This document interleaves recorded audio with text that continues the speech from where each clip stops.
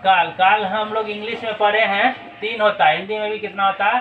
3 होता है। भूतकाल, भविष्य, वर्तमान काल और भविष्य काल। काल के 3 भेद होते हैं, हिंदी में भी और इंग्लिश में भी। काल का परिभाषा क्या होता है? क्रिया करने में जो समय लगता है उसे काल कहते हैं। काल का इंग्लिश होता है टेंस, जो हम लोग पढ़े हैं। तो भूतकाल, वर्तमान काल और भविष्यत काल। ये एग्जाम में पूछेगा कि काल के कितने भेद होते हैं हिंदी में, तो हिंदी में लगाना है 3, ठीक है। और पूछ देगा कि भूतकाल के हिंदी में कितने भेद होते हैं, तो भूतकाल के हिंदी में कितने भेद होते हैं? 6, ठीक है। इंग्लिश में क्या आता है? सभी काल के 4 प्रकार होता है, बराबर ही होता है। हिंदी में क्या है? सभी काल के अलग अलग प्रकार हैं। तो भूतकाल के कितने हैं? 6 हैं।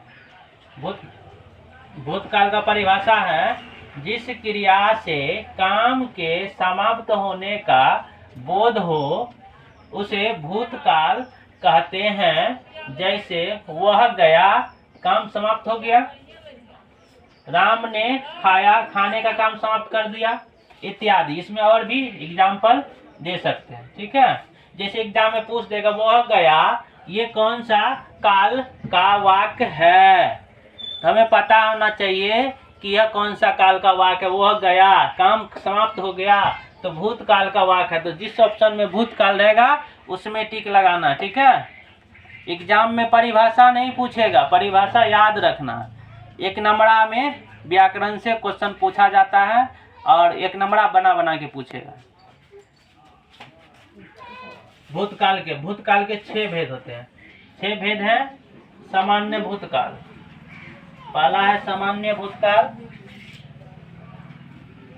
उसके बाद होता है असामान्य भूतकाल, पूर्ण भूतकाल, अपूर्ण भूतकाल, संदिग्ध भूतकाल और हेतु भूतकाल, ठीक है। जिसमें पहला का परिभाषा यहाँ लिखा हुआ है सामान्य भूतकाल, जिससे भूतकाल की क्रिया के विशेष समय का बोध ना हो उसे सामान्य भूतकाल कहते हैं। जैसे सोहन गया,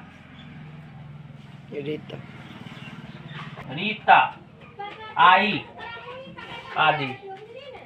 यहाँ पे था, कुछ भी दे सकते हैं, ठीक है। यहाँ पे गलत लिखा गया था, रीता, रति, या मोहन भी दे सकते हैं। सोहन आया, मोहन,